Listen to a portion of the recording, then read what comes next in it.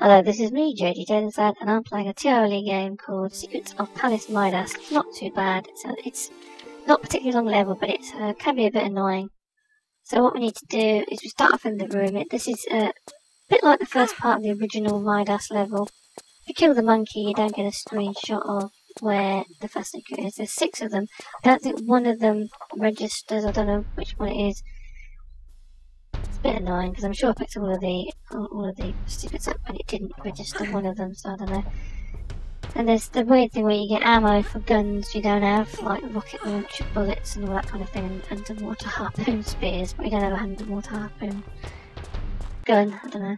So this is the room. This is where it starts to deviate from the original game. You've got this room. You have to land on this. If you jump backwards, you'll land in the water, or the molten gold. Jump onto this. You can't go through the middle. It's like an invisible wall there. Lara does this juddery thing. It's very annoying. So don't go after the secret in the corner. That's the one that was in the little screenshot there behind the statue. Go towards the. We need to jump over this thing here, this river of gold. Go up here first. It's a lot easier. So if you go after the secret first, you'll probably fall into the molten gold. That shows a picture of where we're going to go. Now, what you need to do is jump over here and then try not to go and smack into the leg of the statue because I'll just get deflected into that. It's a bit annoying. Pick this up. There's the first secret. We need to get back now, so what we do is we've got to sidestep across here and then get back to the platform where we got in the little thing. Graphics go a bit weird on this. I'm running it on DXWND on Windows 7. It won't run. Well, it will run in a full screen, but it won't record properly with my screen recorder. The graphics go see-through and it's really kind of choppy. So I had a little bit of trouble getting it running on here yet again. Someone's using like a TR3 engine, Tomb Raider 3 engine, and it's a little bit, can be a bit funny. Tomb Raider 4 ones can run in a window without DXWND. But Tomb Raider 3 never ran natively in a window on a PC, so this is a bit more like, someone's using a really old engine, and older than Tomb Raider 4, causes a few more problems. So we're into this section again. We've got to go and pull 2 levers, one on either side, hidden in this garden thing. It's a bit weird, there's no light coming in hardly.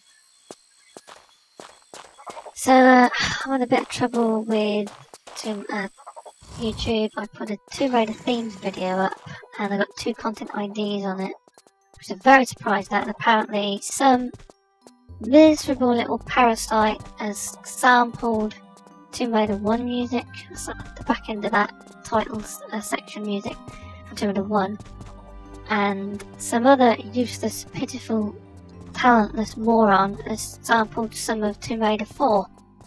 And then they've both been registered with the content ID system. I disputed them, I lost.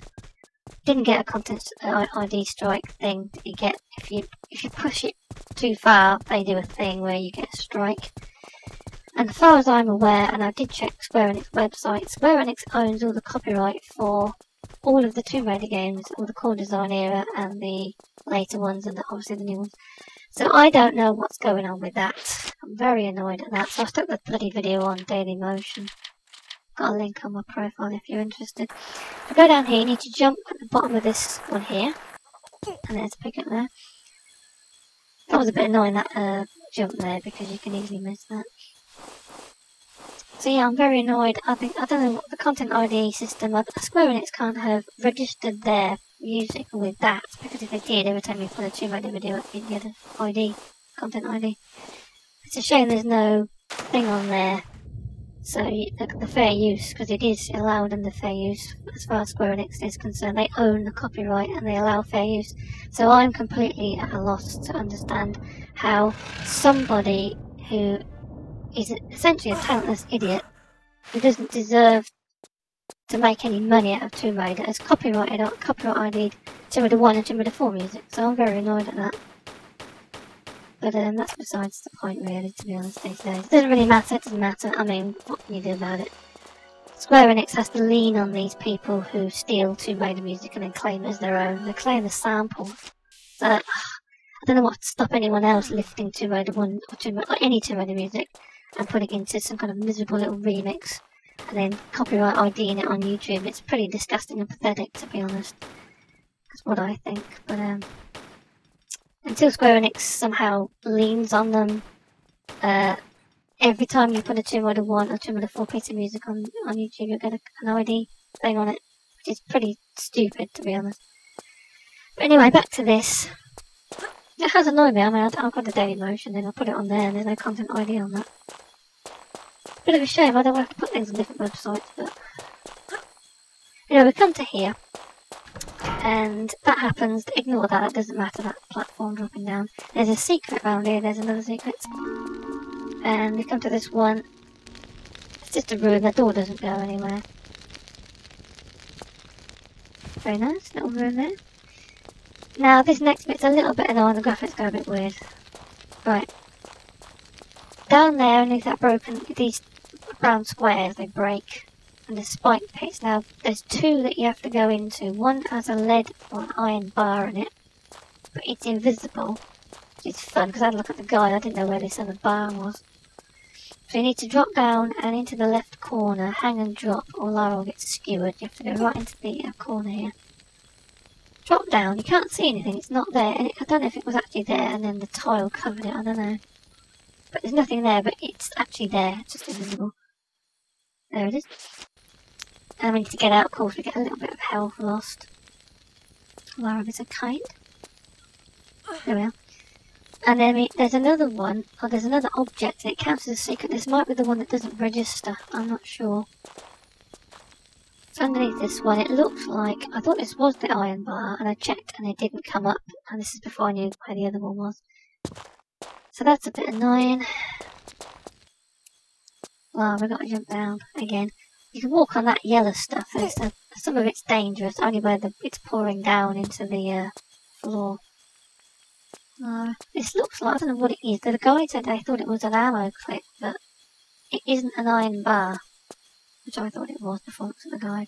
But it does count as a secret, so... Oh, I've gone on there. Lara, be careful. Oh, Lara, I don't know if you can fall off then.